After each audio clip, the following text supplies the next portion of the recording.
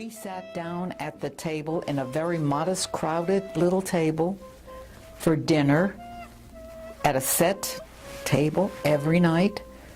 And my mother, there was only room for 5 of us, so my mother would stand in the kitchen. My mother would stand at the stove, ladle out the food, and she'd stand and eat standing up, and it bothered the hell out of me. Because I was already beginning to be a feminist. Why? Why, you're asking? Because at an early age, my brothers were sent to Hebrew school and had bar mitzvahs. But if my older brothers went, that was one thing. But if my twin brother, and we were like this, was sent to Hebrew school, I said, well, I want to go too. It's not for girls. I said, why not? It's just not for girls. Girls don't study. And my eyes popped up because I liked to study.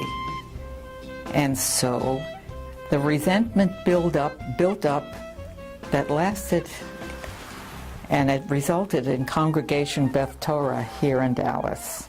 That's how long that powerful urge was.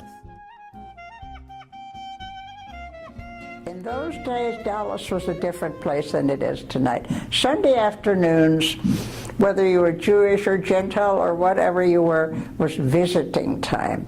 You would go to somebody, you'd call first and say, is it all right? Are you going to be home? We would visit this afternoon. Every Sunday afternoon, ritual. And it turned out that the Kahn family and my family were all amateur musicians. Mrs. Kahn, Gertrude Kahn, was a wonderful pianist. My mother had studied at the Frankfurt Conservatory, and she was a pianist. I mean, all, of course, amateur, not professional. And my father was a wonderful cellist. So they started playing music together. Really soon after, well, the Kahns came a little later than we did, so probably a year or so afterwards. And so every Sunday afternoon, they took turns at your house or at my house. What really made us decide on Dallas was that we, Beverly Lewin was already,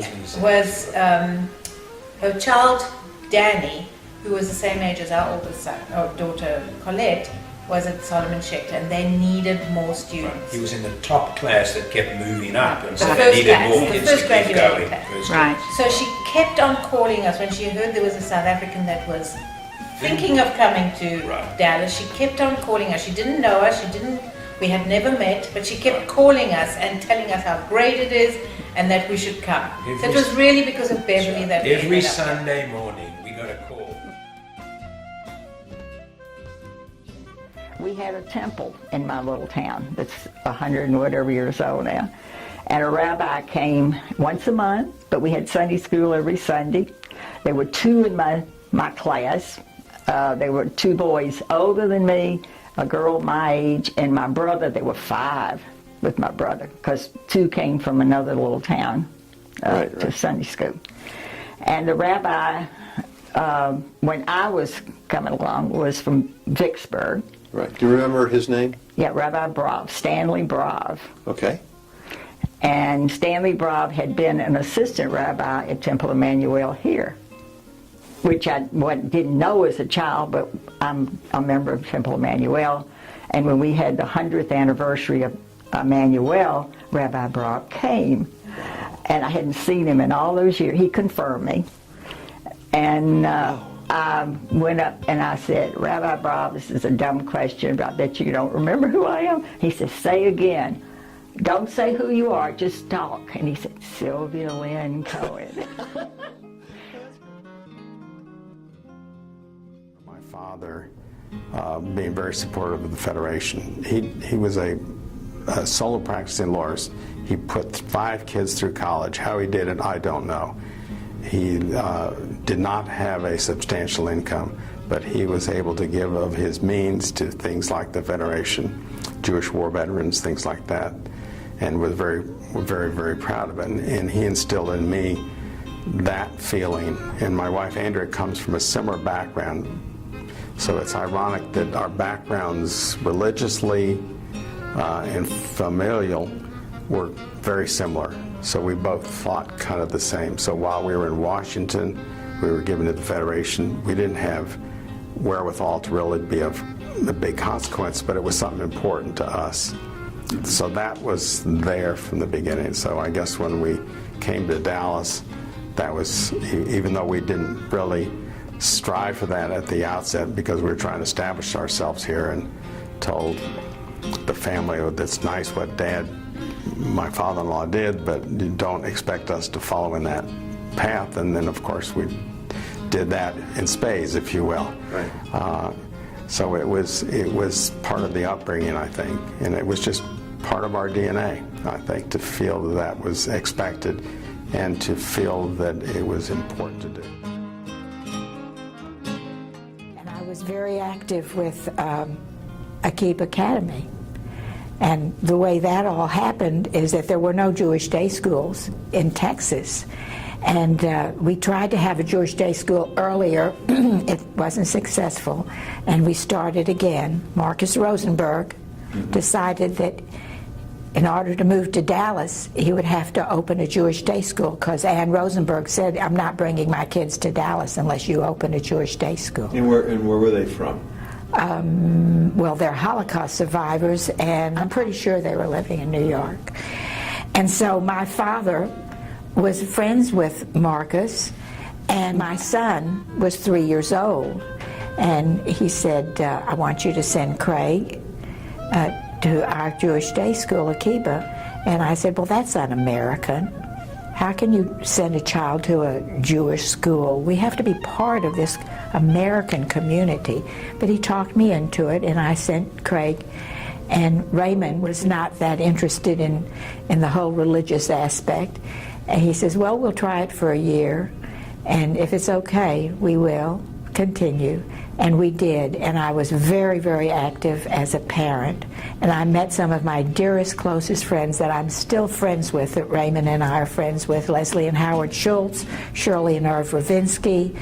We all worked very hard for this little Jewish day school, and its very infancy. So to me, being an American citizen, I tell most Americans they don't know how proud they can be of being American. It's a wonderful place, and the best part about America is how much they support Israel.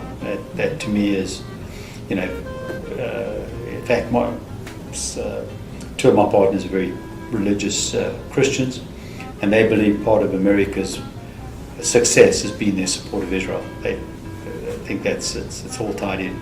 I don't disagree with them. I think everything's intertwined. So being an American is a wonderful thing. It's a very fortunate thing. We would come out on the sun. You know, Preston Road, you all may remember, was a little narrow macadam road this high with dirt on the sides, and so we would put our kids in the car like I did as a child and drive way out to Royal Lane.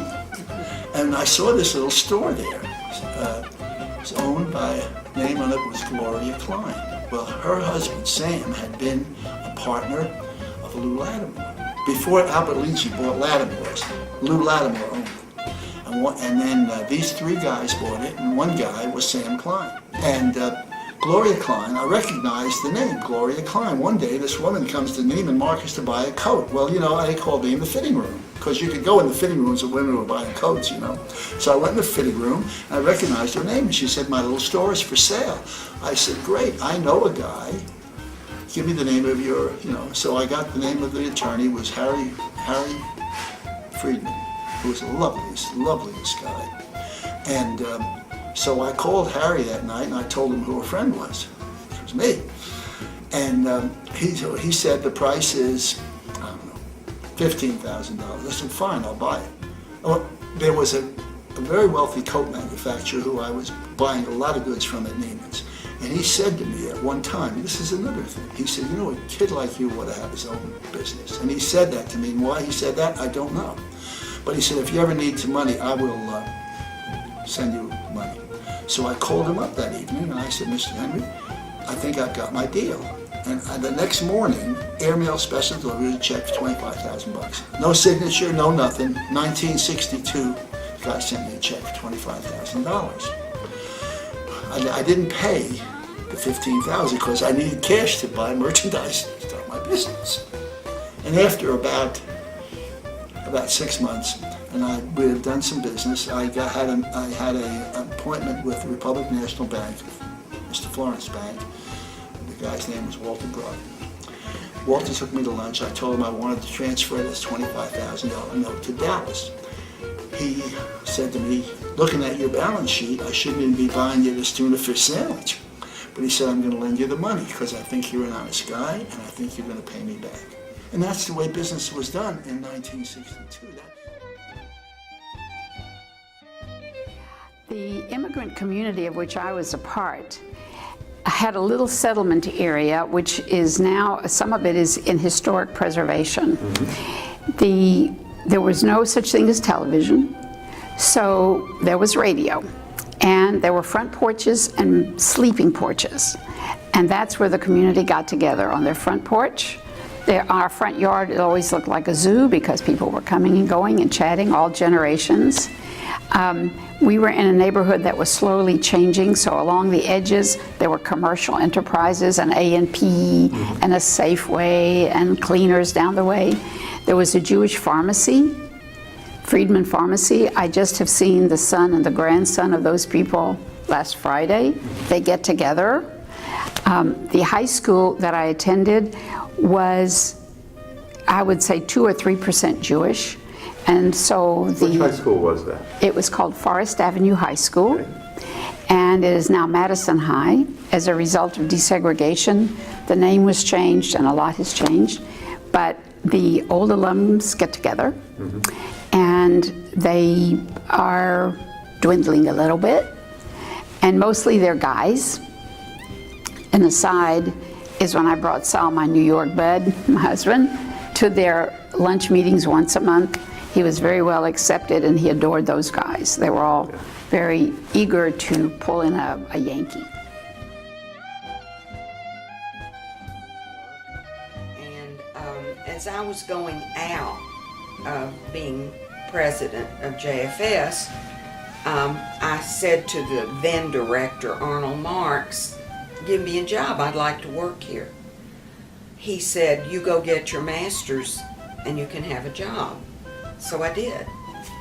So I started commuting up to UTA in Arlington, and in 1990, which was 35 years after I graduated high school, I got my master's.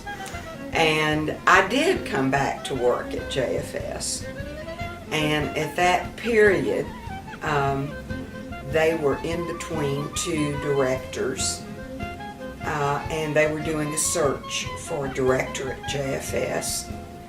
And so the board at that time asked me if I would serve as director, interim director, while the search was going on. So from 90 to 92, that's what I did.